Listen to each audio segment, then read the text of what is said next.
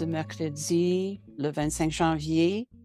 Bienvenue aux meilleures pratiques en consultation, le deuxième d'une série de webinaires conçus pour enrichir la capacité des consultants canadiens œuvrent dans le secteur des arts et de la culture à un moment où sortir de la pandémie du COVID-19 est devenu un enjeu quotidien. Je m'appelle Jane Needle, je suis un gestionnaire des organismes culturels, consultant, mentor et professeur. J'ai enseigné la gestion des organismes culturels depuis 28 ans à l'Université Bishops et avant ça à l'Université Concordia. Et aussi, j'ai dirigé un cours en ligne pour l'Université Windsor pour 5 ans. Alors, je suis une personne assez expérimentée dans la gestion des organismes culturels. Née dans une famille théâtrale, depuis mon enfance, j'étais impliquée dans les arts de toutes sortes et spécifiquement, j'ai commencé avec le théâtre, mais évidemment, j'ai appris comment faire tous les autres disciplines, sauf le film, et ça, c'est pas grave. Alors, je suis le secrétaire du conseil d'administration du ACCA, l'Association des consultants canadiens, et ça me fait un grand plaisir d'être le facilitateur, le modérateur, je m'excuse, pour cet webinaire cet après-midi et j'accueille avec enthousiasme les 2 panélistes, mais d'abord, je vais faire une reconnaissance des territoires traditionnels comme, écrit par ACCA. Le ACCA reconnaît que notre association et ses membres travaillent sur le territoire traditionnel des Premières Nations, des Inuits et des Métis, d'une notion à l'autre, dont la présence ici remonte à des temps immémoriaux. Nous reconnaissons l'oppression historique de leurs terres et de leur culture dans ceux que nous connaissons aujourd'hui, comme le Canada, et nous croyons fermement que les arts contribuent à la guérison et au parcours de décolonisation, je m'excuse, que tous nous partageons tous ensemble. Nous honorons leur longue histoire d'accueil de nombreux autres peuples sur le magnifique territoire et nous sommes reconnaissants d'avoir l'occasion de travailler ici. Je m'excuse, je trompe des mots des fois, mais au moins j'ai appris le français. C'est pas ma première langue. En tout cas, on continue et puis maintenant, le ACCA est l'Association canadienne des consultants professionnels, œuvre dans le domaine des arts. Au cours des 17 dernières années, nous avons agi en tant que communauté de pratique pour les consultants individuels qui s'efforcent de soutenir le secteur des arts et de la culture au Canada. Le membership fait la promotion d'un code de conduite professionnelle. Nos programmes comprennent des activités de perfectionnement professionnel telles que des webinaires, le mentorat, des podcasts et le réseautage en ligne et en présentiel. Merci à Patrimoine Canada, le comité des programmes, Maurizio et Jennifer, et aussi Hayley, et à vous qui avez soumis des questions à l'avance. Nous avons choisi de commencer par des conseils au sujet des meilleures pratiques pour plusieurs raisons. Vous êtes nouveau dans le domaine, un coup d'œil, une transformation de notre environnement. Alors, il y a plusieurs d'autres sujets qui vont être touchés aussi. Mais sans délai, je commence maintenant avec les introductions de nos panélistes. Je vais commencer avec Louise Poulain, fondatrice d'Art Expert, cabinet conseil en couture. Louise a passé maître dans le développement de culture et de nouveaux modèles d'affaires. Elle a à son actif plusieurs plans de développement culturel étude de faisabilité d'infrastructures culturelles provinciales ou canadiennes. Durant sa carrière de plus de 20 ans en consultation, elle s'est spécialisée en analyse stratégique, recherche et études de faisabilité, politique culturelle dans le domaine des arts et de la culture. Chez Art Expert, elle s'est démarquée dans la direction d'équipes d'experts conseils pour des projets majeurs pour le compte d'institutions culturelles, privées et gouvernementales. Détentrice d'une formation sur l'orientation de programmation à Disney University Orlando, Louise est une gestionnaire d'une grande créativité qui a dirigé plus qu'une centaine d'études et des projets d'implantation, fort d'une expertise dans le conduit d'exercice sur les états de situation et analyse qu'elle sait mener avec circonspection et discernement. Et elle est spécialiste de la gestion organisationnelle, culturelle, ainsi que sur les états de la situation sur le marché culturel et de ses infrastructures. Je veux rajouter qu'on vient de se parler avant qu'on ait commencé. Louise et moi, on a travaillé depuis 40 ans ensemble. Alors, voilà. Voilà, Louise. Alors, Roger, je te laisse toi-même à t'introduire parce que tu as un texte extraordinaire. Ça me fait plaisir d'être ici aujourd'hui avec toi, Jane, et avec Louise aussi. Moi, j'ai œuvré longtemps, une trentaine d'années dans le milieu culturel au niveau national, surtout au Conseil des arts du Canada, au ministère du patrimoine canadien. Et j'ai commencé mon travail en consultation vraiment dans les années 2015-2016. Et après avoir quitté le Conseil des arts.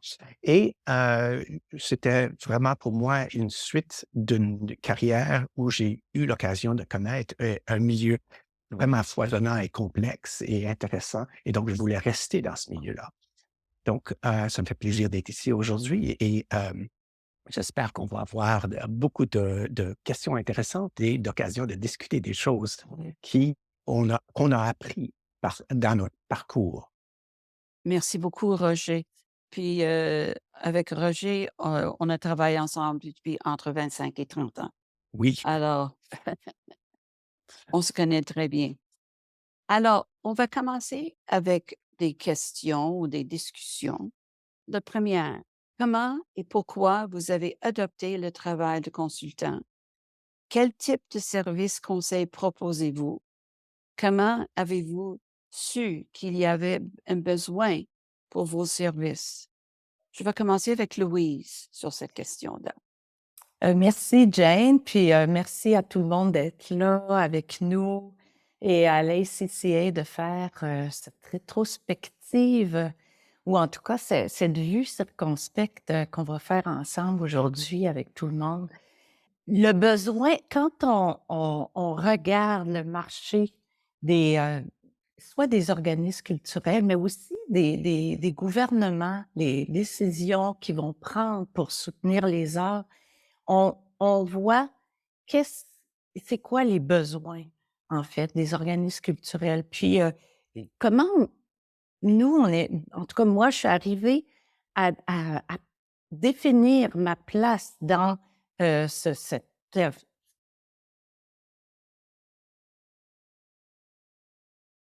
D'avoir accès à l'importance que ces organismes-là ont exprimé, c'était de dire si seulement je pouvais avoir de l'aide sur, je sais pas moi, en ce moment, le numérique ou telle chose, mais plutôt que d'embaucher quelqu'un à temps plein, on s'est rapidement tourné vers des consultants.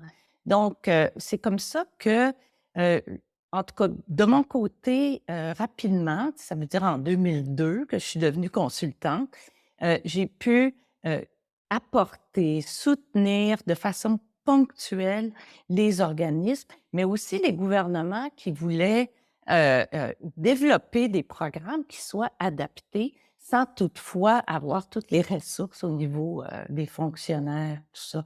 Fait que je ne sais pas si ça fait le tour, mais autant le besoin il est de niche, autant il est générique. Alors, on y reviendra tantôt, mais c'est un peu ça qu'il va falloir que chacun, vous décidiez, tu sais, où vous voulez vous situer dans les besoins exprimés. Puis ils changent avec les années. Merci.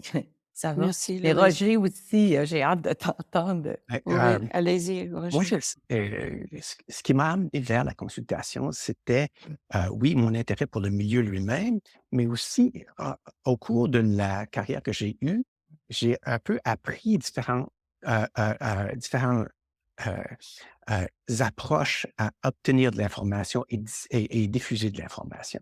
Et au début de ma carrière, j'ai eu l'occasion de travailler avec André Courchaine. Et André, c'était un peu un mentor pour moi dans les années 90 parce que il m'a, amené à examiner les données de tournée.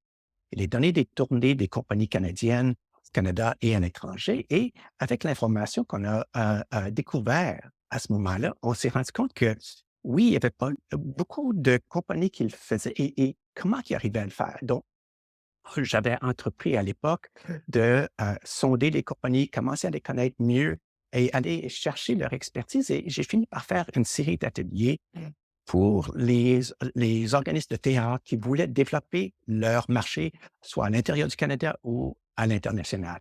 Et la question de trouver de l'information et ensuite l'amener et le donner à des organismes qui pourraient l'utiliser, et c'est devenu un modèle.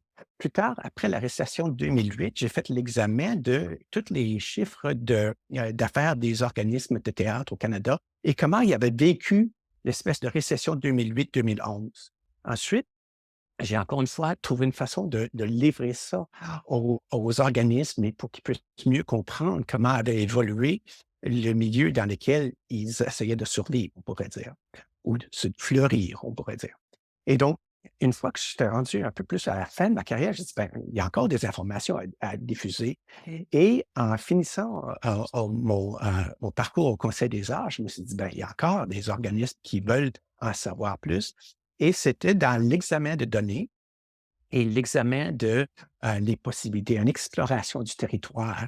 Et donc, j'ai commencé à offrir des services au début à l'extérieur de la communauté artistique. Mais après un certain temps, je suis revenu à la communauté artistique parce que Ouais. j'avais encore une passion pour ces organismes-là et comment qui réussissaient à fleurir.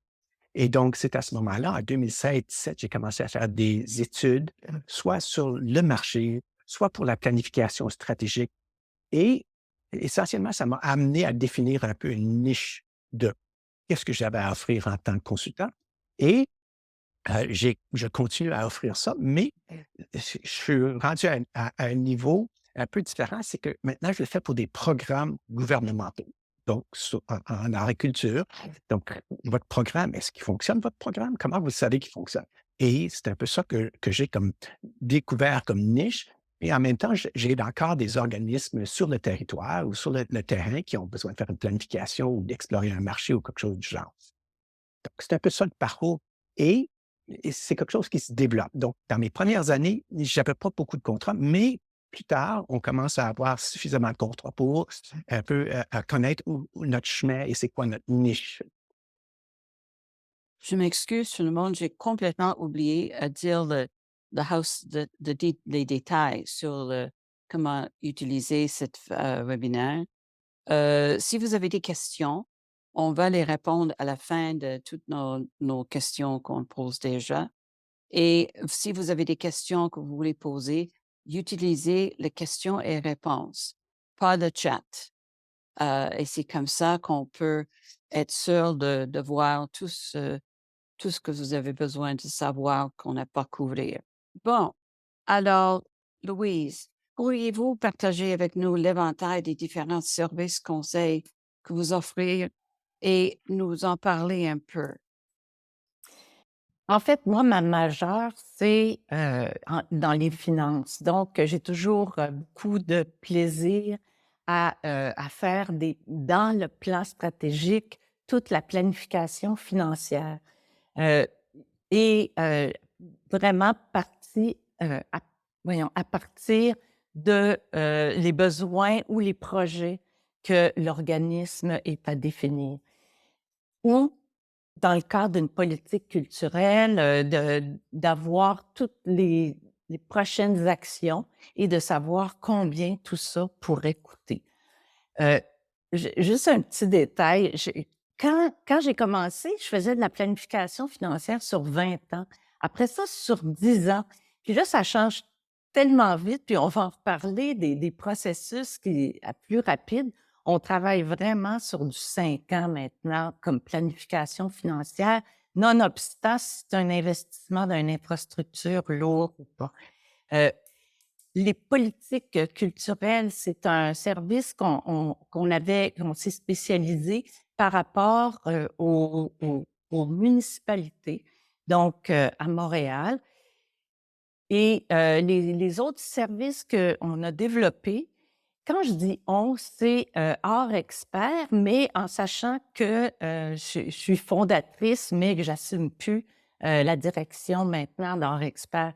Mais Louise Poulain, ce qu'elle a vraiment développé, c'est la capacité de réunir des équipes avec des différentes tendances pour pouvoir soutenir les organismes en planification stratégique, en développement d'infrastructures, des investissements lourds, comme on disait, et beaucoup avec les gouvernements, parce que c'est important de voir comment les gouvernements vont, ou les programmes, là, quand je dis gouvernement municipal, provincial, fédéral, mais les programmes qui s'adressent aux organismes et qui vont leur permettre d'accomplir un projet. Alors, c'est là que le consultant, lui, peut aider en connaissant très bien les programmes au niveau financier. Euh, mais ce que je peux dire, c'est que dans le fond, on a réussi à pouvoir couvrir la majorité des besoins grâce aux équipes multidisciplinaires. Parce qu'une personne qui a seulement une majeure, par exemple, comme moi, ben ça prend d'autres choses autour. Mais ça, on aura l'occasion d'en reparler au niveau d'un cabinet, comment on le fait. Voilà. Merci, Jane. Merci. Et ça, c'est quelque chose à ces jours-ci que le multidisciplinaire, c'est beaucoup plus commun que c'était pas auparavant. Alors vraiment, il faut garder de toutes les fenêtres, disons. Roger, Oui, et je crois que juste pour bâtir un peu sur ce que Louise va amener, c'est connaître sa spécialité, connaître ses capacités. C'est très important en tant que consultant. Euh, Moi, je travaille en tant que consultant indépendant et je m'associe, par exemple, avec un cabinet de consultants dans des situations très spécifiques. Et on peut entrer un petit peu plus dans le détail tantôt, mais c'est surtout quand c'est des contrats au niveau gouvernemental. Mais l'idée de savoir c'est quoi qu'on aime faire et qu'est-ce qu'on est bon, dans quoi on est bon. Et dans mon cas, c'était vraiment dans l'analyse de données. Donc, moi, là, amenez-moi des chiffres, je n'ai pas peur des chiffres. Il y a certains organismes, certaines personnes dans les organismes qui sont quand même dans une position de leadership qui n'ont pas nécessairement une aise comme je l'ai avec des chiffres. Et donc, c'est un service que je peux offrir. Je peux faire l'analyse de vos données. Je suis assez spécialisé dans les programmes de soutien au niveau fédéral, provincial, municipal, mais pas nécessairement un spécialiste dans, par exemple, la planification culturelle au niveau municipal. Ça veut dire qu'il y a d'autres qui font ça. Moi, c'est plus le développement des programmes et l'analyse des programmes et l'impact des programmes. Le développement des politiques, une autre partie de ce que j'apporte en tant que consultant, c'est de savoir d'où viennent les choses. Et c'est important. Moi, je considère ça important parce que ça fait partie de ce que j'apporte comme connaissance. D'où viennent toutes les infrastructures auxquelles on fait appel quand on veut financer, quand on veut développer, quand on veut partir en diffusion ou des choses comme ça. Et donc, savoir d'où viennent toutes ces choses-là donne aussi un aperçu de pourquoi ils existent et pourquoi ils seraient intéressés à financer les aspirations ou le projet ou la production en question. Donc, ça, c'est un autre aspect de ce que j'apporte en tant que consultant et je le fais parce que c'est des choses qui m'intéressent. Donc, en début de ma carrière, dans les années 2015-16, je ratissais très large, j'étais vraiment plus dans la facilitation et j'apportais pas nécessairement une connaissance de contenu. Mais ce que je trouvais, c'est que la facilitation, l'analyse de données que je pouvais apporter spécifiquement dans le milieu des arts et de la culture arrivait avec une connaissance d'où vient tout ça et une aise et une historique de d'où viennent toutes les infrastructures de soutien, quoi qu'on fait les choses comme on les fait, etc. Donc, il y avait une valeur ajoutée. Mais, juste pour souligner que si on connaît bien nos capacités en tant que consultant, Heu, on a tous des capacités, je dirais pas, niche, mais je pense que Louise avait dit niche et générique. Et le générique s'applique partout. Et donc, en début de carrière, je me soutenais mon travail avec le milieu artistique, avec un travail plus générique face à d'autres structures ou dans d'autres milieux. Et ça m'a permis de continuer mon travail plus dans le milieu artistique. Mais c'est une espèce de capacité transversale. Faut comprendre que quand on travaille dans le milieu art et culture, on a une écoute spéciale. On a une capacité spéciale d'écouter qui n'est pas la même que dans d'autres secteurs et c'est très apprécié. Donc, il faut toujours penser que les capacités qu'on a sont transversales. Et aussi sur le site web du ACCA, tout nouveau site web, il y a une liste de tous nos consultants avec une description sur chacun de qu'est-ce qu'ils font, leur spécialité, c'est quoi que les intéresse. Et puis, il y en a plusieurs qui peuvent travailler ensemble comme des équipes, mais on va en parler de ça plus tard. En tout cas, c'est le site web du ACCA, vous pouvez en trouver une cinquantaine des consultants en art maintenant, avec toutes sortes de disciplines.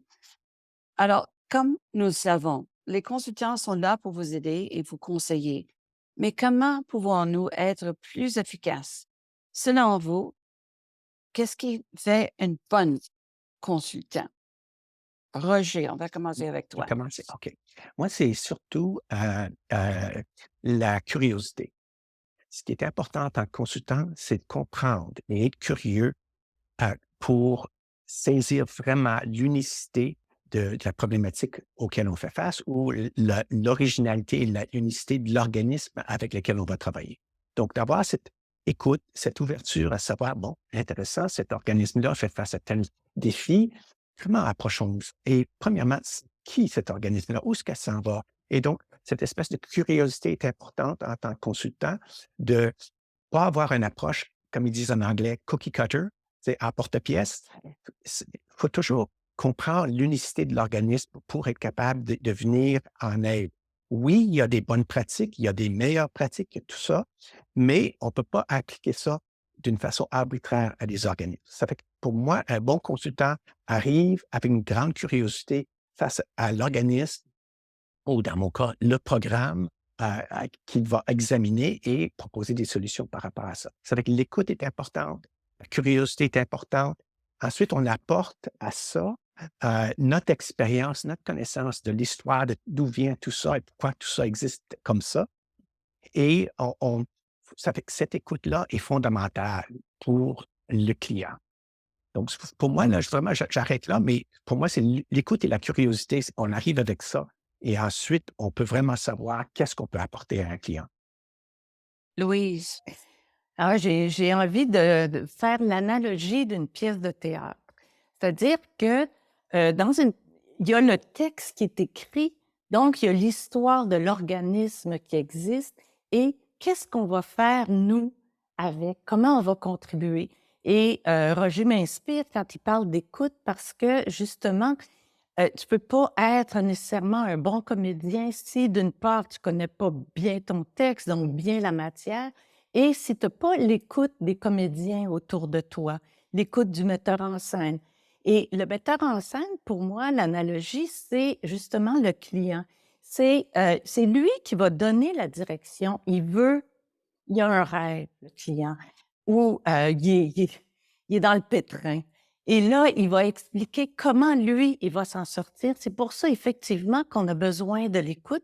Et nous, on a une partie à jouer, probablement comme un comédien, sans toutefois être capable de tout résoudre. Et c'est là qu'il faut y aller avec beaucoup de discernement. Puis, je sais, Jane, que tu voulais aussi, après qu'on parle de nos capacités de communication avec le client, mais je trouve que c'est là que tout se joue.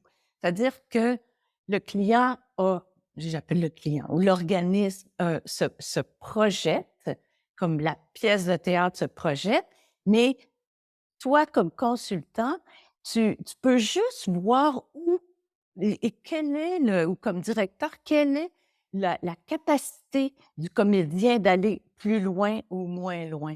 Donc, je trouve que c'est très précieux. Ça prend, dans le fond, la sagesse du discernement de ce que vraiment l'organisme aurait besoin.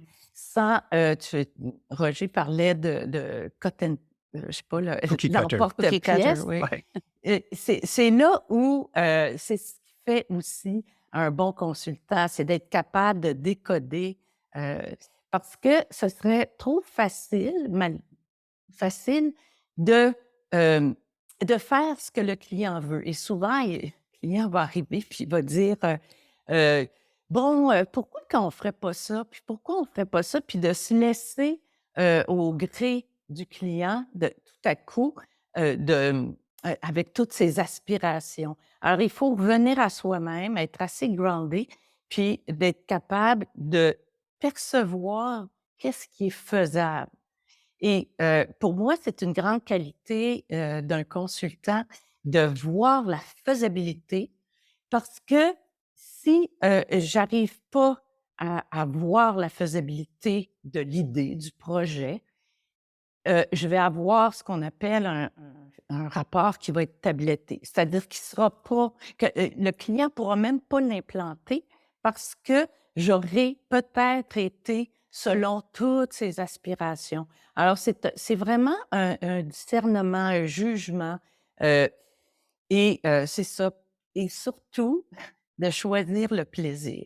Puis, Roger a parlé tantôt de c'est quoi notre force à nous, d'être capable de faire des choses selon ce que nous, on est capable de faire, puis d'avoir la joie de le faire. Parce que c'est quand même un métier difficile avec des clients parfois difficiles, mais il faut s'amuser, il faut avoir du plaisir à le faire, il faut se détacher de toutes les crises qui traversent en fait même notre secteur. Alors, le consultant, c'est toujours un peu la personne en dehors du jeu, mais qui est capable de faire la bonne pièce de théâtre. Oui, et à ce sujet-là, Louis, j'ajouterais que souvent, le client ne le sait pas, mais il est en train d'acheter une objectivité. Donc, on entre dans une boîte et, par exemple, on fait une planification stratégique avec un conseil d'administration et on entend tous les différents points de vue, puis on sait, ah, ces gens-là tiennent à leur point de vue. Mais objectivement, c'est quoi l'ensemble de tous ces points de vue-là et quelle information on peut apporter pour voir qu'est-ce qu'un organisme devrait faire? Et l'autre chose qui est même plus difficile, qu'est-ce qu'elle ne devrait pas faire? Parce que souvent, les organismes ont un rêve et veulent tout faire. Et c'est très difficile d'amener un organisme à dire ça, on ne fait plus ça. C'est très difficile, mais souvent, un consultant se trouve dans une situation où il dit ben, réalistement, avec toutes les forces ou le financement ou les actifs ou les ressources qu'un organisme a, la liste de choses qu'elle veut faire, c'est presque impossible. Tu sais.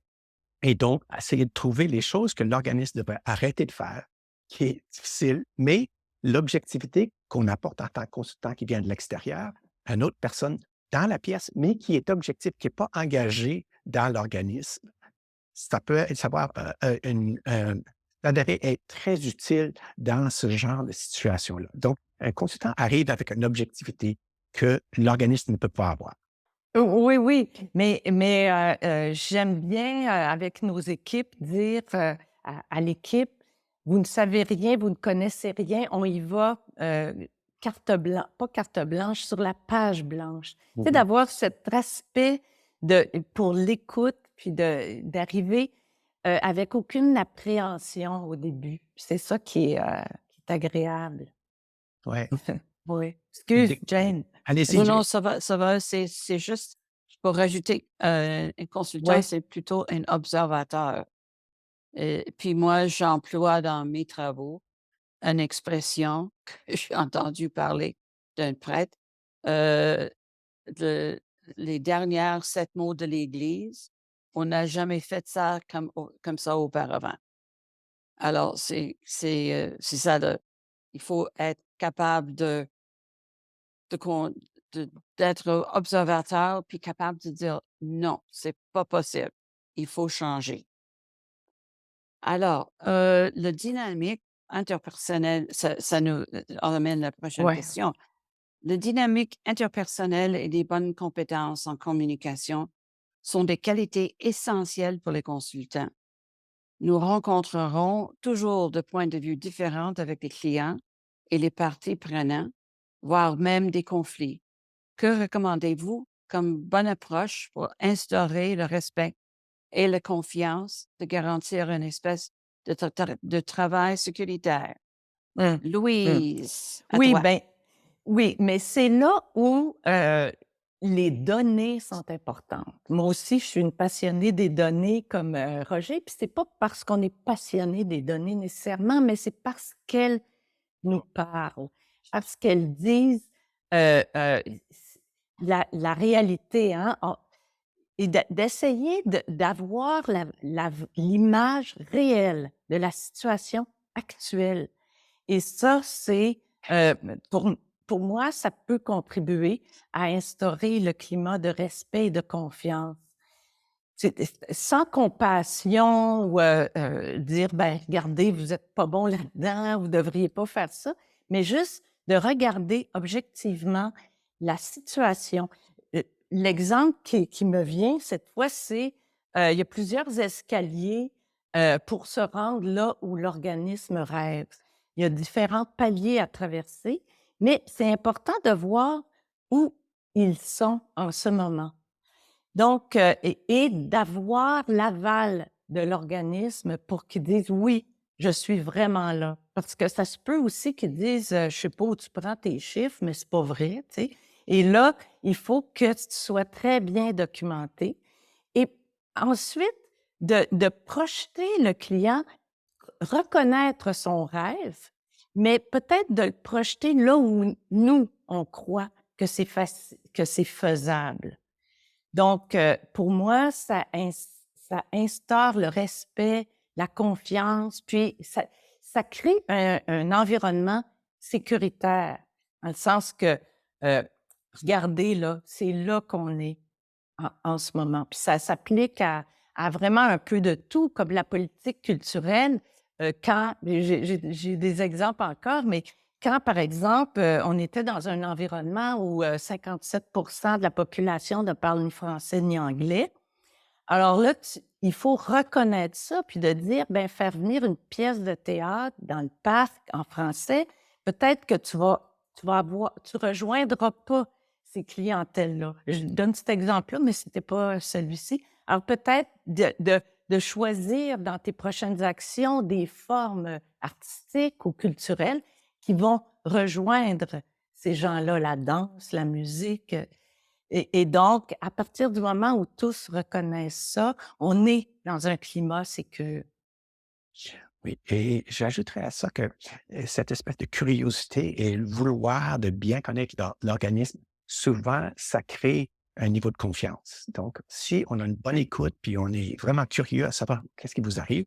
euh, Deuxième chose que j'utilise souvent, c'est faire attention de ne pas surpromettre et sous-livrer. Comment, des fois, je dis, il ne faut pas promettre la Lune et leur donner un télescope. Mais des fois, on peut leur dire, ben, je vais vous donner un télescope, puis arriver avec un observatoire qui est plus qu'un télescope, on pourrait dire. Et donc, faire bien attention de ne pas trop promettre. Et là, on va peut-être un petit peu plus tard parler des contrats, mais ça, faut être réaliste dans les contrats. Euh, L'autre aspect, c'est souvent les impliquer ou leur demander les données. Donc, si eux donnent des données, euh, on fait une analyse des données et ensuite, s'ils ont une réaction, genre, ben, vous avez-vous trouvé ça? Ben, c'est vos chiffres, c'est vos données. Vous m'avez donné les données, voici. OK? Et donc ça, c'est un autre niveau, mais il faut vraiment faire attention de ne pas être le sauveur. Faut leur dire, je peux faire une analyse, je peux vous donner de l'information avec elle, vous pouvez prendre vos décisions par rapport aux politiques que vous voulez poursuivre ou les choix que vous voulez faire. Et je peux vous aider et étoffer vos arguments par rapport à ces choix-là, mais je prends des choix pour vous. Et deuxièmement, je ne peux pas comme ouvrir une espèce de porte magique qui va faire en sorte que soudainement, vous allez avoir du succès. Je peux tout simplement vous donner un point de vue peut-être plus éclairé sur votre réalité. Bon, la prochaine question. Nous avons reçu des demandes de conseils pour comment démarrer un cabinet de conseil. Comment savoir quel service proposer? Quels sont les frais de démarrage? Mais le plus important, comment établir sa crédibilité? Alors, je, je laisse ça à Roger de commencer avec ça et puis après ça, Louise. Ben, je n'ai pas l'expérience de Louise là-dedans. Moi, je vais offrir ça à Louise parce qu'elle a fondé un des premiers cabinets, peut-être le premier cabinet qui est spécialisé en art. Ça se peut. Mais moi, je Ouais. m'associe à un cabinet pour une raison très spécifique, et c'est que euh, quand on cherche des contrats dans le contexte gouvernemental, le gouvernement établit euh, ce qu'on pourrait dire des fournisseurs approuvés. Et pour un fournisseur, quand un gouvernement a un lien avec un fournisseur approuvé, essentiellement, c'est très facile pour eux de t'engager. Si, par exemple, tu veux tu as déjà une connaissance qu'un organisme ou un programme ou un service gouvernemental pourrait bénéficier, mais tu n'es pas un fournisseur agréé, c'est très difficile pour un client, soit municipal, provincial ou fédéral, de faire affaire avec vous en tant qu'individu. Et donc, je me suis associé à un cabinet qui a déjà des entrées et déjà fournisseur agréé, mais moi, je fournis un service qui est spécifiquement par rapport à des programmes culturels. Mais Louise, ton expérience d'établir un cabinet, c'est pas facile à faire. Euh, oui, ben c'est comme tout, hein, ça prend de la passion, de la patience, les 3 P, puis un B, un budget. Mais quels sont les frais de démarrage? Comment on fait? Je pense que vous tous savez, ou toutes savez aussi, comment créer un OBNL, donc, ou un OBL, là, si vous voulez. Donc, c'est sûr qu'on peut s'enregistrer, on peut s'incorporer, ou on peut y aller avec la troisième partie de la loi des compagnies qui est un OBNL. Donc, les frais sont assez régulés, là, puis je pourrais pas les nommer maintenant, mais c'est pas grand-chose. Puis c'est pas quelque chose que je ferais avec une firme d'avocats nécessairement. C'est vraiment à votre portée. Puis les fonctionnaires sont là pour vous faire le pas à pas avec vous ou les tutoriels en ligne. Maintenant, euh, si vous voulez le faire tout seul, comme travailleur autonome, à ce moment-là, avec votre propre expertise, bien, c'est un peu ce que vous allez vendre, si on veut. C'est sûr que je suggère un site web en partant, quelque chose qui va tout de suite vous mettre sur la place publique. Après, vous pourriez jouer dans tous les réseaux sociaux avec votre page web. Euh, Maintenant, la possibilité d'établir une crédibilité, ça va être surtout si vous êtes inconnu, heu, ça va être peut-être de vous associer à des gens, que connus des fournisseurs, là, connus, des clients. Comme ça, moi, je pense que quand j'ai commencé, puis c'est, Patrimoine Canada qui m'a dit: «Tu devrais être capable de faire ça, toi, tu connais ça». Fait que là, j'ai dit: «Oui», mais il y avait des aspects du con avant de lire le contrat que je pouvais pas faire. Alors tout de suite, je suis allée chercher, quelqu'un qui était senior, mais vraiment crédible et ça, déjà, ça a commencé et c'était Benoît Gignac, ça a commencé avec des gens très crédibles et très branchés. Ça a vraiment aidé, hors expert, de se mettre sur la place publique, puis de maintenir sa crédibilité, là, c'est vraiment de faire un super travail. Au début, je mettais beaucoup, beaucoup, beaucoup plus d'heures, puis on parlera des honoraires après, comment on jauge à un moment donné d'après les heures qu'on met.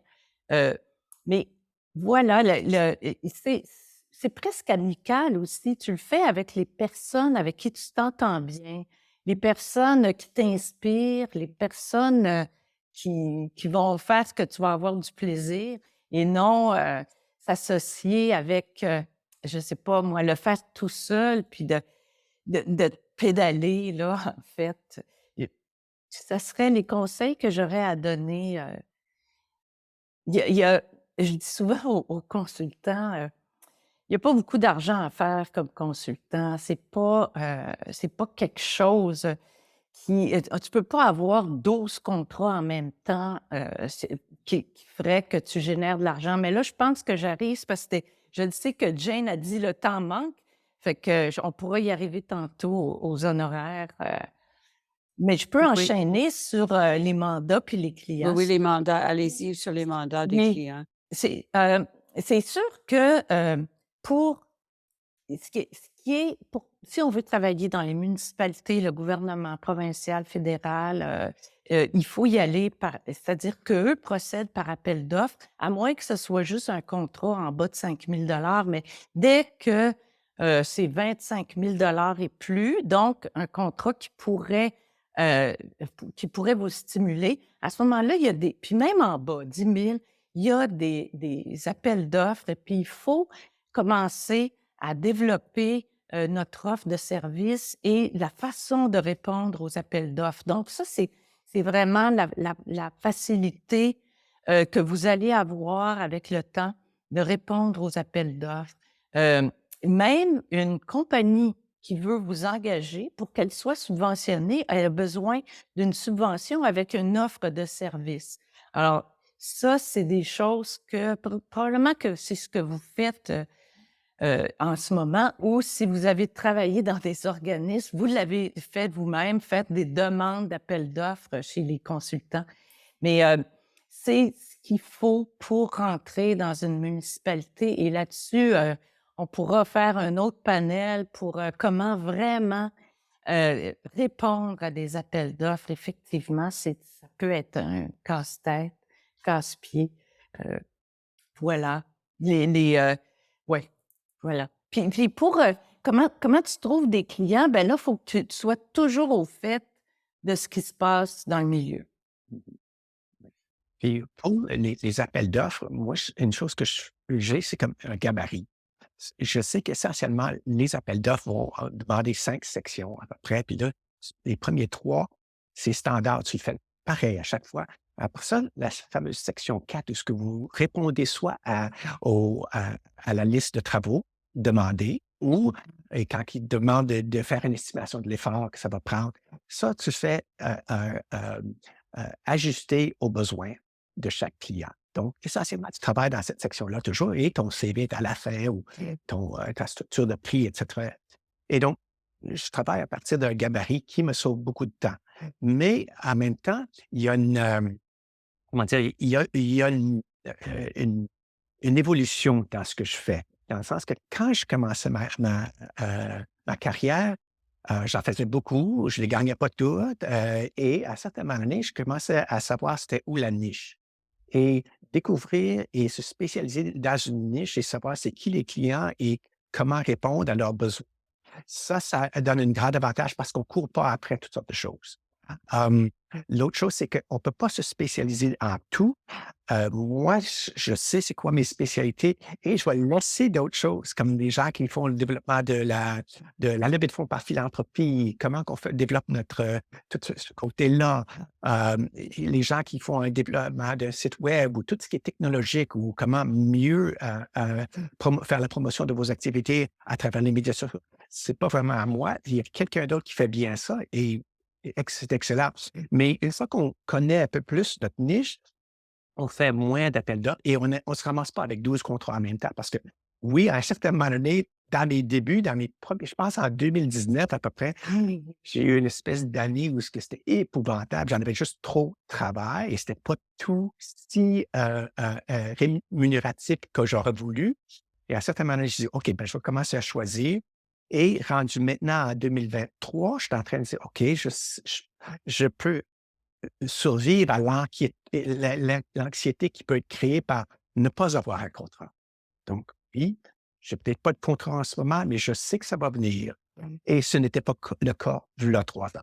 Donc, on passe à travers un peu cette vague développement et on développe c'est quoi notre niche, notre façon de répondre de la façon la plus efficace pour finalement être capable de mieux gérer notre temps en tant que consultant.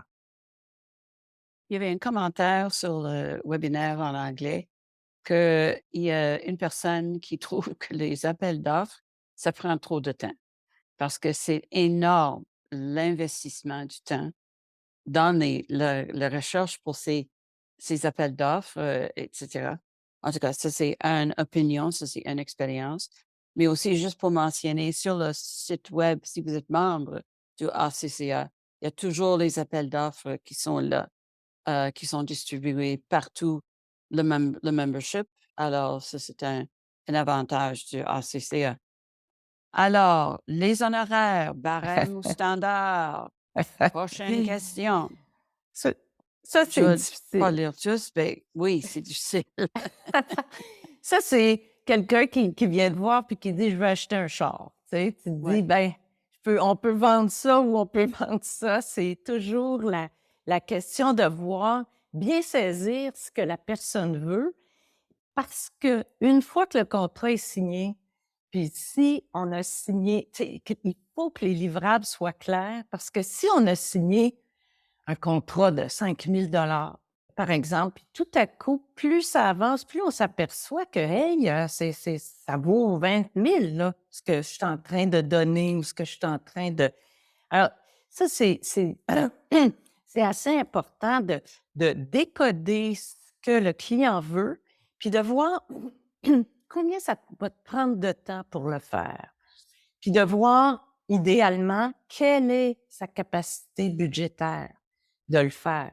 Donc, on va voir qu'au fur et à mesure que vous allez évoluer, le tarif horaire va peut-être être modulé par rapport à ce que vous valez.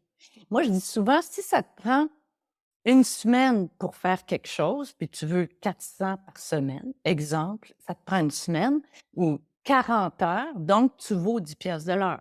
Si ça te prend 1 heure pour faire ce que quelqu'un d'autre fait en 40 heures, tu vaux 400 pièces de l'heure. Je ne sais pas si vous me suivez, mais c'est vraiment l'équation que, que je vois des fois.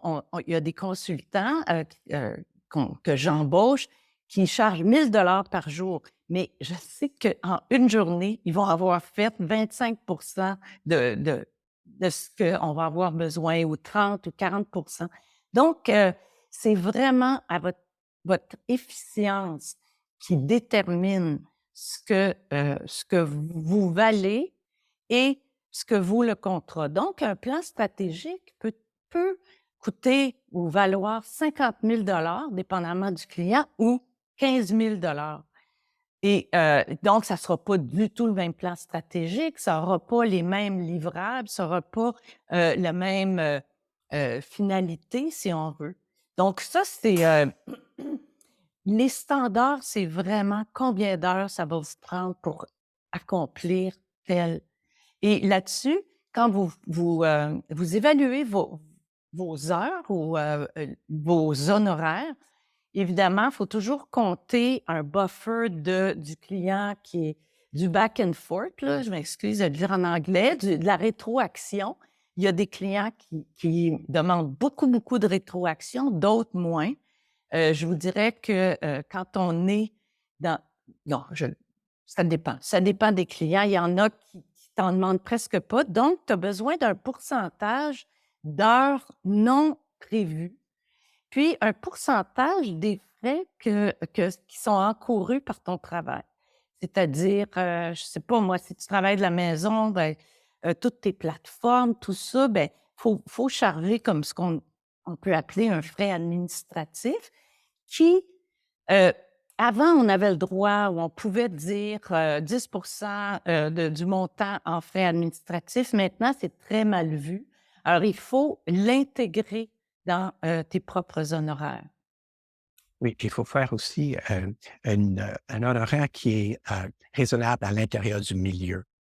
Donc, moi, j'ai différents tarifs. Si j'organise ou je fais quelque chose pour une compagnie à but non lucratif, j'ai un tarif. Et si je fais quelque chose pour un ministère, j'ai un autre tarif. OK? Donc, il faut ajuster notre tarif avec le milieu, mais il faut toujours que notre tarif soit en train d'augmenter. Moi, ce que je trouve important, c'est que moi, il faut que je sois rendu au moins dans les 6-7 ans d'expérience. Il ne faut pas que je sois au même tarif que quelqu'un qui commence. Et donc, on augmente régulièrement à travers ma carrière. Je dis, OK, cette année, c'est ça, cette année, c'est ça, cette année, c'est ça. Et donc, on essaie de faire en sorte qu'il y a toujours de la place derrière nous. Deuxième chose, estimer, c'est très, très difficile. Donc, avec l'expérience, on peut commencer à dire: «Ah, vous voulez faire une consultation auprès de vos parties prenantes, par exemple. OK, je peux faire 3 consultations ou 4 par jour. Donc, si vous nous en demandez 36, ben, c'est 9 jours de travail. Et généralement, il y a une modulation. Quand ils comprennent c'est quoi ton tarif et c'est quoi le travail qui peut être réalistement fait à l'intérieur de ce tarif-là, les estimés sont plus précis. En même temps, oui, il y a des organismes où ce que ça demande énormément un peu d'engarderie, un peu de, comme ils disent en anglais, de hand-holding. Il faut que tu leur tiennes la main à travers tout le processus. On développe aussi des mécanismes pour accélérer le côté administratif. Moi, une chose que je fais, c'est que je commence toujours un courriel sans mettre l'adresse, mais je sais à qui ça va aller. Ça va être le gestionnaire de projet. Et à tous les fois que j'accomplis quelque chose, je suis rendu à 50 dans la consultation de la communauté, je suis rendu à tel niveau. C'est toujours dans un courriel. Puis là, quand on dit OK, petit rapport intérimaire, petite mise à jour, ben, c'est déjà fait. Et on développe des mécanismes pour accélérer parce que c'est tout le côté administration du contrat qui peut augmenter tes coûts facilement sans que tu t'en aperçoives. Puis tu dis: «Ah, OK, j'ai fait tel montant de travail, mais j'ai tellement passé de journée à écrire, expliquer où est-ce que j'étais rendu, qu'est-ce que je faisais», pour rassurer un client qui avait besoin de savoir, donc, et cetera. Donc, il faut faire attention à tout ce qui entoure le contrat. Il faut trouver une façon de monétiser, on pourrait dire, cet aspect-là. C'est pas facile. J'ai déjà entendu parler de consultants qui créent un package. Le package, comment dire, planification stratégique. Ou parce qu'ils ont rodé différents aspects du processus, sont capables d'offrir un tarif plus avantageux pour des petits organismes, par exemple. Donc, il y a différents aspects d'approcher ça, mais savoir où est rendue la clientèle et où est rendue votre compétition, les autres consultants autour de vous, c'est très difficile parce que faire de la consultation, c'est un travail très individualiste et c'est difficile d'avoir une communauté autour de soi auquel on peut dire: «Ah, ben, ce contrat-là» et avoir une discussion. C'est difficile parce que tout le monde est dans son coin à un certain niveau et donc l'importance d'une association prend toute l'importance qu'il y a besoin dans ce genre de situation. Est-ce qu'on peut avoir une conversation autour des tarifs? Est-ce qu'on peut établir comme des tarifs de base et ensuite, tout le monde s'arrange selon leur expérience et des choses comme ça? Mais c'est complexe parce qu'il y a différentes clientèles, différents services, ils ne sont pas tous égaux, ça ne prend pas tout le même montant de temps et donc c'est un casse-tête qui est difficile à résoudre. Merci. Encore le temps file. Alors, la question sur comment trouver ou engager vos consultants autour de vous, on a touché ça un peu, chacun son niche, etc. Mais il y a un aspect légal et commercial de la pratique. Bien entendu, la gestion commerciale du conseil comporte de nombreux aspects. Des contrats et en bonne et due forme, la constitution en société, une assurance professionnelle, l'aspect comptable et fiscal, la propriété intellectuelle, nous pourrions avoir une toute autre session sur ces divers aspects. Mais que considérez-vous comme essentiel à la bonne marche de coopérative? Louise commence avec ça. En fait, un peu, c'est vrai. Jane, tu les as vraiment toutes nommées. C'est-à-dire que ça prend une assurance professionnelle, ça prend un comptable, ou en tout cas, dépendamment de votre chiffre d'affaires, mais qui va faire. Ça prend de l'expertise externe qui va nous aider, pas nécessairement qu'on va engager, mais comme une assurance, un agent d'assurance qui va pouvoir nous aider là-dessus. La propriété intellectuelle, moi, ce que j'ai quelqu'un qui m'a beaucoup aidé était membre de la SCCA, puis c'est là que j'ai rencontré Marie-Louise Donald et juste de discuter avec elle, tu sais, on revient au rôle de l'association, comment c'est important d'avoir, des experts qui font juste converser avec toi et qui m'a beaucoup aidé là-dessus. Voilà, mais comme vous dites, je pense que chaque aspect nommé, on a besoin de conseils pour pas, Ouais, ouais, c'est ça. Surtout quand on travaille avec, les gouvernements et tout ça, tu ouais, sais, c'est ouais, ouais, oui, ouais, oui, oui, absolument, voilà. oui. Et Ouais. ces détails sont disponibles aussi sur le site web du ACCA. Il y a d'autres consultants qui peuvent vous conseiller aussi en même temps. Alors Roger. Ouais, de mon point de vue, c'est vraiment, il faut bien se protéger avec ses contrats et ses factures. Dans le sens que ce qui est important, c'est qu'un contrat soit suffisamment détaillé pour établir les étapes qu'on peut ensuite dire, ben, on a fait ça, c'est fait. Et, euh, et que le contrat ait une fin. OK? Parce que c'est important que le client sache une fois que tu as fini cette liste de choses, le contrat est terminé. Parce que sinon, puis on peut avoir des contrats qui s'étirent et s'étirent et s'étirent. L'organisme dit, ben, OK, c'est intéressant le document que tu as écrit sur cette planification-là. Je vais l'amener à mon conseil d'administration. On va en discuter. Je te reviens la semaine prochaine. On n'a pas eu le temps d'en discuter à ce conseil d'administration. Le prochain rendez-vous, c'est dans un mois ou deux, etc. etc. Ça étire des contrats. Les factures, c'est important d'avoir le terme de la facture. Dans combien de temps il faut que ça soit payé? Parce que oui, c'est souvent des organismes qui n'ont pas nécessairement un cash flow, on pourrait dire, reluisant, on pourrait dire. Et donc, des fois, ils disent, ben, tiens, bon, on a perdu votre facture, on l'a retrouvée, ça peut être le mois prochain, ça arrive. Donc, les assurances, oui, dans ma deuxième année, je suis allé me chercher un comptable. Mais les assurances, je ne suis pas rendu là encore, mais je vais prendre bon conseil de toi, Louise, et je vais aller voir si j'ai besoin de m'assurer. Mmh. Heu, je je sais que, bon, tu peut-être plus de questions, Jane, mais je voulais, vraiment, parler de l'association. Comment moi, ça m'a aidée. Comment, dans le fond, puis surtout là, je m'adresse à tous des gens, d'une province en soi, peut-être qui sont isolés peut-être que vous êtes juste au Québec. Puis moi, du Québec, ça m'a beaucoup aidé de faire, équipe avec, des gens de d'autres provinces, surtout que je voulais percer le marché, canadien anglo et on a fait beaucoup ou parfois il y a une offre de service qui vient, d'Alberta, là. Je vois qu'il y a des gens de l'Alberta, sur dans l comme spectateurs ou participants. Mais tu sais, à ce moment-là, il y a aussi ça qu'on peut faire. Puis l'association m'a permis d'avoir des partenariats de longue durée grâce, à des gens qui étaient inscrits. Donc, je tiens à le dire, puis il faut pas faut, en profiter parce que, ça nous aide à développer d'autres marchés et vice versa. Si des gens veulent ouvrir le marché québécois, ben on est là pour, faire des échanges. Oui, et l'autre chose, c'est, je trouve intéressant dans la CCA, puis c'est la même chose que Louise, que tu dis, c'est être capable d'aller chercher conseil ailleurs.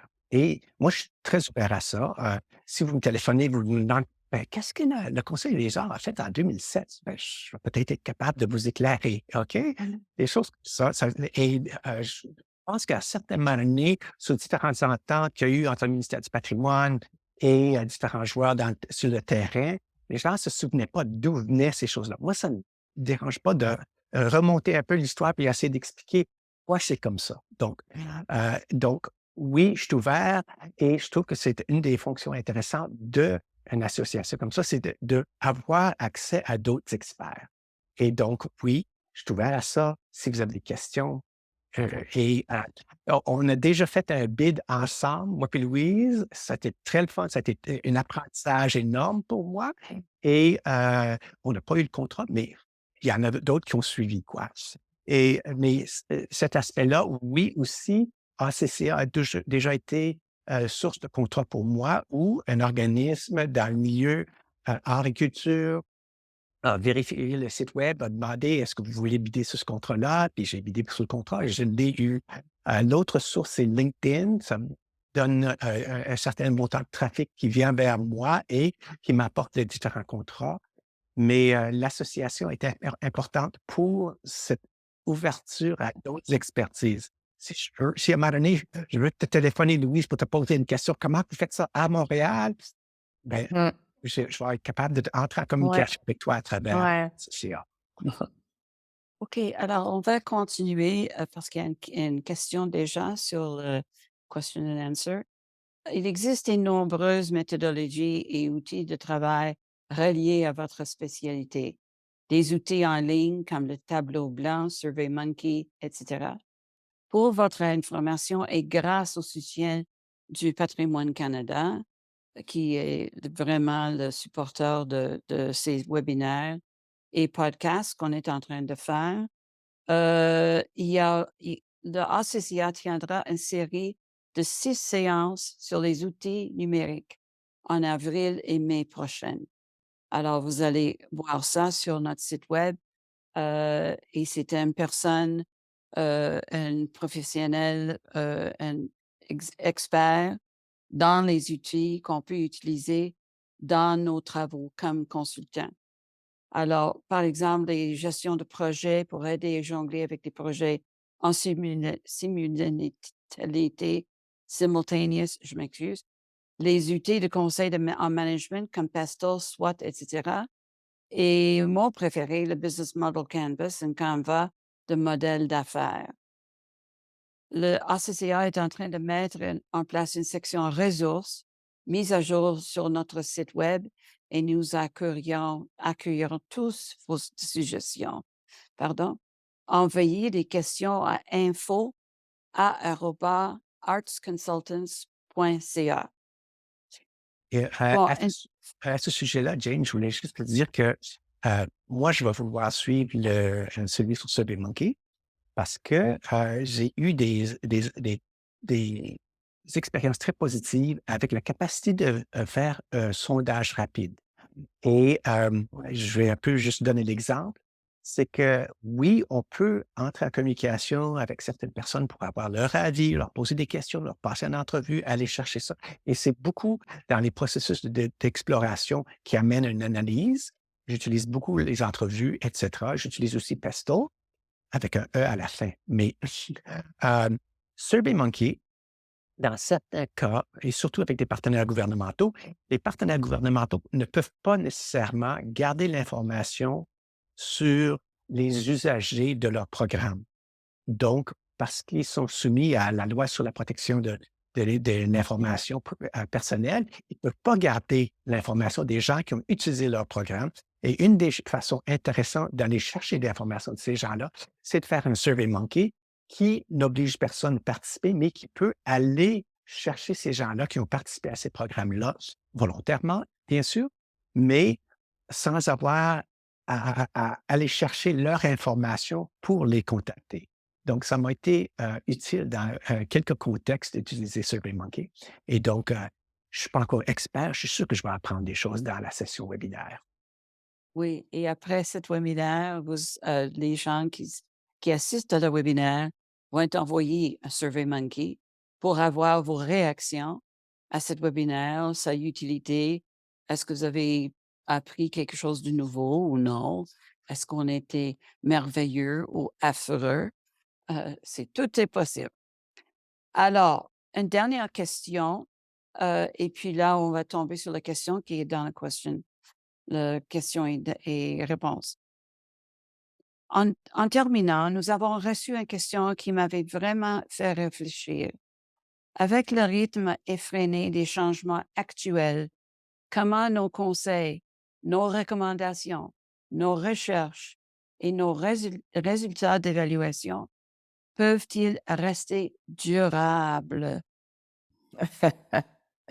Allez-y. Il faut lire, il faut s'informer, il faut, heu, être à l'affût de toutes les tendances internationales, c'est vraiment important. Il faut toujours être sur la ligne parce que, quand quelqu'un vient vers toi, c'est parce qu'il veut que tu l'aides à aller plus loin ou à résoudre quelque chose ou à se mettre, à jour. Donc il y a ça. Si toutefois vous n'êtes pas en mesure d'être à jour avec telle chose, par exemple, évidemment, tout le numérique, moi c'est je peux bien suivre toutes les formations du monde, mais jusqu'à un certain point, c'est plus facile pour moi de faire équipe avec une personne puis, heu, qui est vraiment en avant de la parade et peut-être pour quelques heures, elle va pouvoir nous aider le client avec moi à mieux comprendre, la situation et à mieux le conseiller.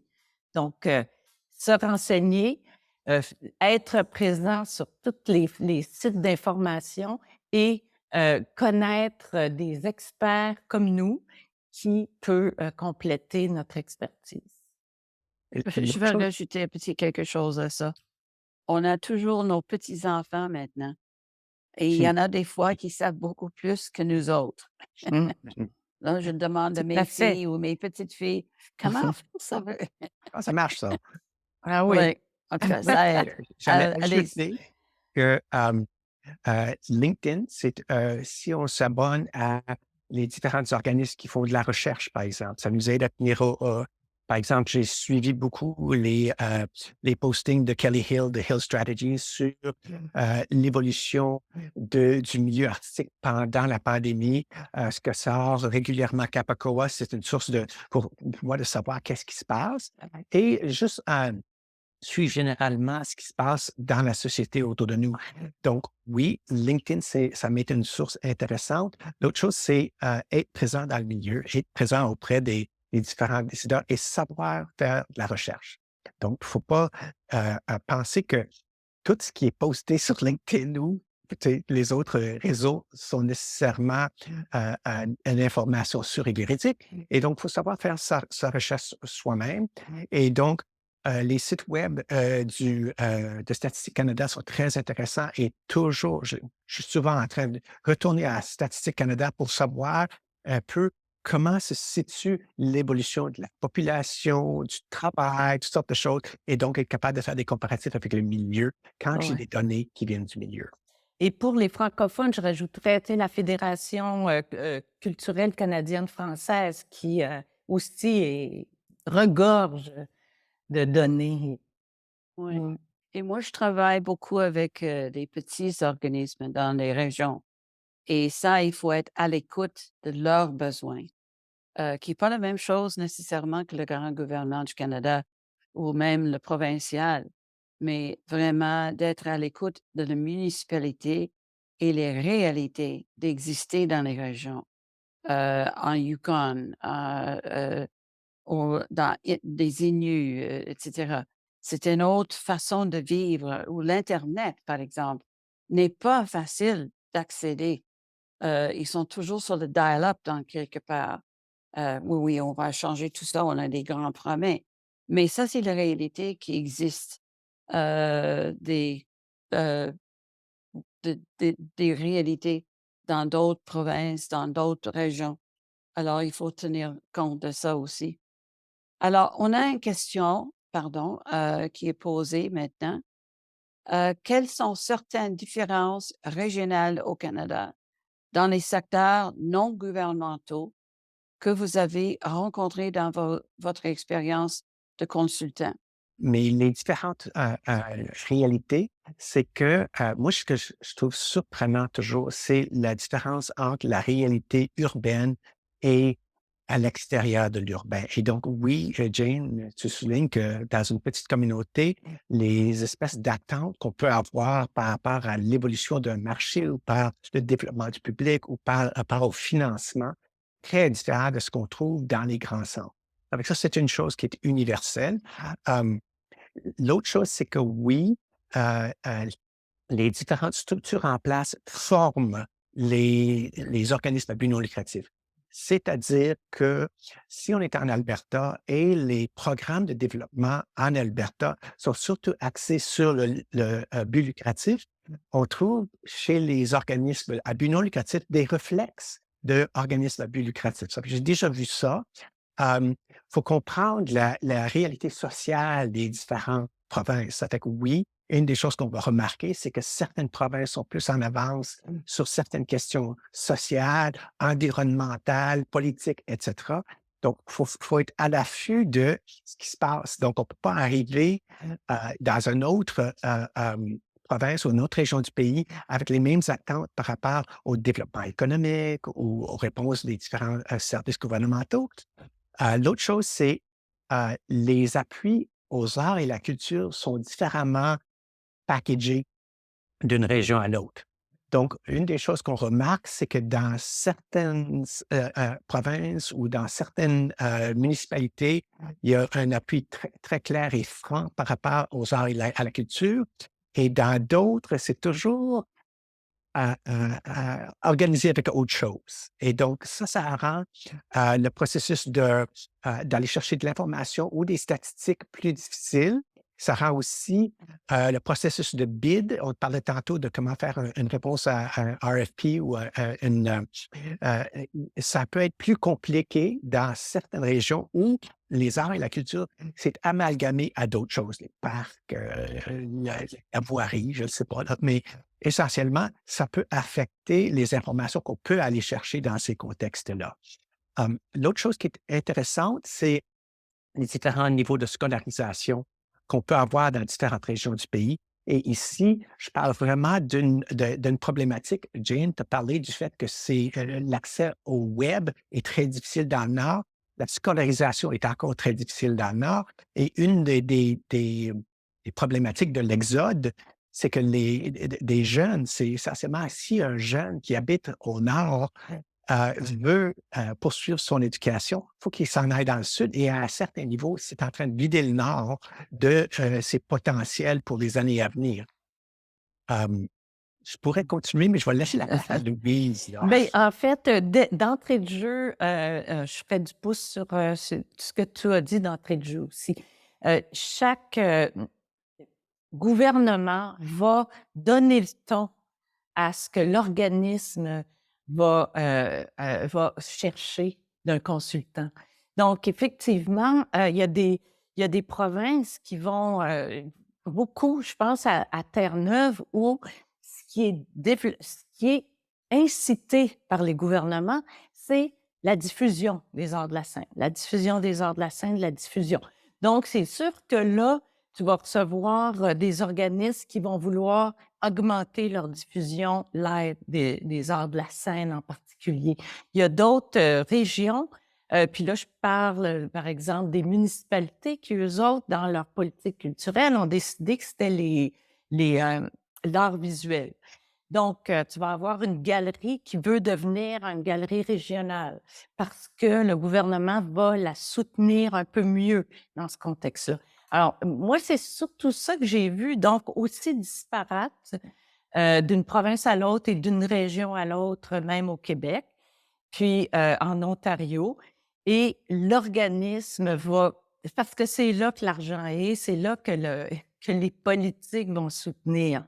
Donc, il faut suivre. Puis nous, ben, au Québec, on voit, c'est avec la politique numérique, c'est tellement là qu'on dirait que tous les organismes s'en vont parce que c'est Oui, là que le financement est le plus abondant, si on veut. oui, oui, absolument. Il y a Ouais. une chose aussi basique ici à Québec. Une chose spéciale, c'est qu'on est la seule province au Canada, sauf Ontario, je vais expliquer ça, qui a un ministère de la culture. Et le ministère de la culture est là depuis 65 ans presque maintenant. Puis le support pour la culture, c'est extraordinaire. Ils ont un ministère de la culture en Ontario, mais il y a pas d'argent. Il y a presque pas des gens qui le supportent. En tout cas, dans le reste du Canada, ce sont des conseils des arts. C'est pas la même chose. Une autre chose ici à Québec, c'est qu'on est dans un système de loi différente. On a le code civil ici à Québec. Dans le reste du Canada, le ROC, c'est le common law, la loi commune. Alors ça, c'est une chose à tenir compte parce que ça change pour chaque province et chaque région dans le reste du Canada. Comment est-ce que nous, comme consultants, on approche des choses? Moi, je travaille avec une montée à Vancouver qui veut créer une compagnie au BNL, mais c'est une façon différente en Colombie-Britannique qu'ici au Québec qu'au fédéral. Alors, c'est une chose comme une expérience et chaque secteur, ici à Québec, on a les CRC, le Conseil régional de la culture, qui est fantastique. Ça n'existe pas ailleurs dans le reste du Canada. Alors, on est privilégié ici au Québec, ça c'est une chose. Mais il faut faire bien attention de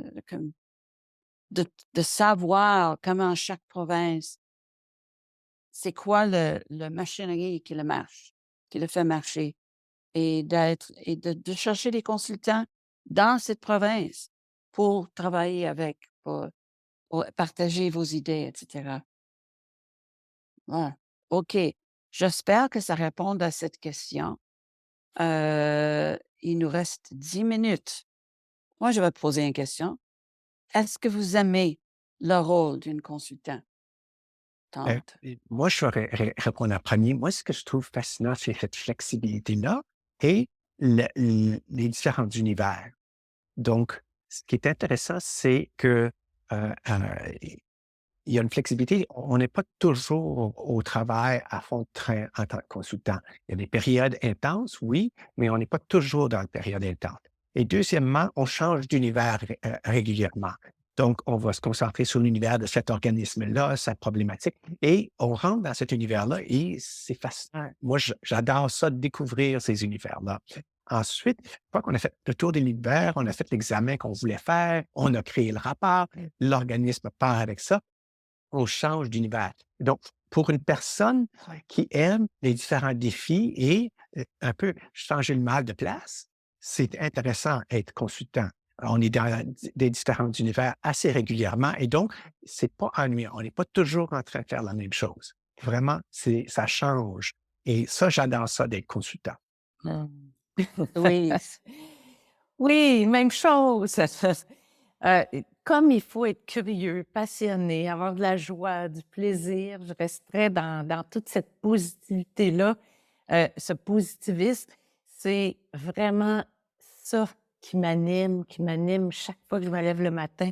Les organismes, les différentes réalités. Dans le fond, il faut que vous soyez curieux, puis il faut que vous soyez passionné et le reste va venir. Donc, et il faut aimer travailler fort, il faut vivre dans l'insécurité. Moi, je suis pas tellement insécure comme personne, tu sais.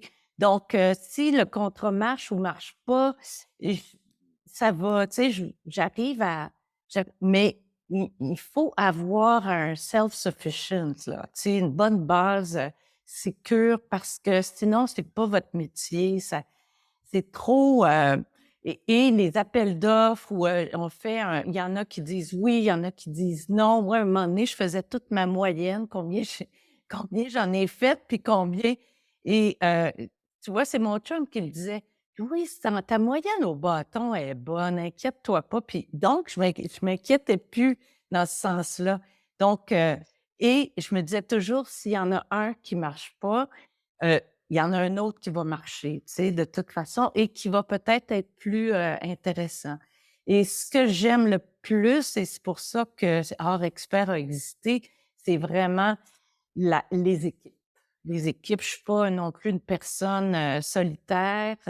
Donc, de travailler avec la Cogency, quand je faisais équipe avec la Cogency, comme je dis, quand ils parlent, ils sont en 2026. Et je trouvais ça fantastique. Moi, je ne les comprenais pas, mais on arrivait à avancer ou le contrat qu'on a fait pour l'île Anticosti, qu'il soit autorisé comme patrimoine mondial de l'UNESCO, c'était fantastique. On était assis avec des ambassadeurs de tous les pays.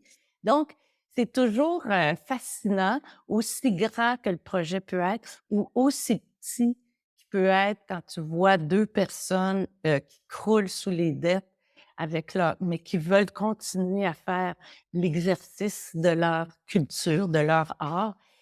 C'est très touchant. Puis, j'avais vraiment le sentiment de pouvoir faire la différence. C'est ça que j'ai beaucoup aimé. Oui, et Oui. ce qui est difficile, c'est le début. Et j'en ai parlé un peu au début de cette session, mais c'est moi, quand j'ai commencé en tant que consultant, j'avais un travail à temps partiel à côté. Et ça m'a permis les premières années où j'avais pas beaucoup de contrats. Et au début de la pandémie, j'étais face à la situation suivante. Bon, OK, ça a l'air que le travail de consultant, ça va être très raccourci cette année à cause de la pandémie. Et non, l'inverse est arrivé. Puis tout le monde s'est réveillé et dit: «Attends une minute, là, vous pouvez faire ça par Zoom? Ah oui». Et donc soudainement, l'année 21, tout le monde avait pris l'habitude d'essayer de faire quelque chose avec Zoom, qui a fait un achalandage de contrats début 21 qui m'a mis dans une situation où je dis: «OK, je travaille trop, là, il faut que j'arrête, faut que j'arrête». Et donc mais c'est ça le problème la problématique à résoudre en tant que consultant. C'est quand les temps sont maigres ou les organismes ont peu d'argent ou la situation économique est en déclin, comme par exemple par la récession, ça peut avoir une incidence sur le travail. Et donc, être capable d'être très résilient, ne pas avoir cette espèce de sentiment que qu'est-ce qui va arriver? Et là, on est sur le bord du précipice. Pas avoir ce sentiment-là. Il faut avoir soit un petit travail à côté, être capable de faire appel à d'autres types de clients ou tout simplement être zen, parce que oui, ça aide. Mais l'espèce d'incertitude, c'est quelque chose qui est très présent dans les premières années. Il faut être prêt à ça. Il faut être capable de pallier à ça avec d'autres solutions. Avec le temps, ça s'amoindrit, ça devient vivable. On commence à avoir assez de confiance pour être capable de dire: «J'ai pas de contrat, mais ça va venir». Et donc, Ouais, oui, ouais. il faut faire attention à ces premières années-là. OK, une petite dernière question qui est venue dans la fenêtre. Devons-nous souvent user de diplomatie auprès de vos clients? Un sentiment de marcher sur les œufs? De faire des stratégies pour acceptation et mener le changement? Mmh. Ben, il y a Mmh. une ligne pour Moi, je moi. veux dire tout de suite oui. Il y a une ligne pour moi. C'est que moi, la ligne, c'est je ne peux pas faire dire à votre données ce qu'ils ne disent pas. OK? Donc, vous m'avez donné de l'information. Voici la suite logique de cette information-là et je ne peux pas changer ça. Donc, moi, je commence à marcher sur des œufs quand un client dit: «Mais on pourrait-tu trouver autre chose?» Là, tu dis: «Ah, c'est ce que vos chiffres, je ne peux pas vous changer vos chiffres». Et donc, cette situation-là, ça peut être délicat. Ça n'arrive pas souvent. Ça n'arrive pas souvent. Hem, mais l'inverse, c'est aussi vrai. C'est-à-dire que c'est pas souvent que vous faites la découverte du siècle. C'est-à-dire que quand on est engagé dans un contrat, les gens savent généralement où vont les choses. Et donc, c'est pas comme si on va soudainement découvrir quelque chose qu'ils étaient même pas au courant. On peut amener une emphase, on peut soutenir les arguments avec mais on peut pas découvrir quelque chose qui est pas là. Et donc, oui, des fois, les clients ont des attentes et on se retrouve à marcher sur des œufs parce qu'on peut pas leur donner ce qu'ils voulaient, on leur donne ce qu'ils ont. Mmh. Parfait. En 2 Oui, minutes, Louise. oui. Euh, une chance que je médite. Je fais de la méditation depuis 30 ans et ça me permet toujours de revenir au point zéro. Parce que les conflits internes, il y a des institutions qui ont d'énormes contradictions entre eux. Et là, il faut savoir, je dirais pas marcher sur des œufs, mais naviguer en guidant notre voile, tu sais, avec toutes les...